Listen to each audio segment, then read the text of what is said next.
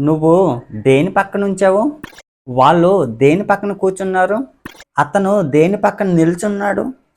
నువ్వు దేని పక్కన చూసావు? సో ఇలా దేని పక్కన. సో ఇలా సెంటెన్సెస్ మాట్లాడుతూ ఉంటాం కదా. సో దేని పక్కన అనే దాన్ని ఇంగ్లీష్లో ఎలా చెప్పొచ్చు అంటే బిసైడ్ వాట్. బిసైడ్ వాట్ ఒక మీనింగ్ ఏంటి? దేని పక్క ఆర్ దేని పక్కన. ఓకేనా? సో కొన్ని సెంటెన్సెస్ చూద్దాం, then you can understand clearly. ఆమె దేని పక్కన నిల్చుంది? Beside what did she stand. వాళ్ళు దేని పక్కన చూశారు? Beside what did they see. నువ్వు దేని పక్కన కార్ పార్క్ చేసావు? Beside what did you park the car. వాళ్ళు దేని పక్కన చూశారు? Comment in the comment box. So beside what ఒక మీనింగ్ ఏంటి? దేని పక్క ఆర్ దేని పక్కన.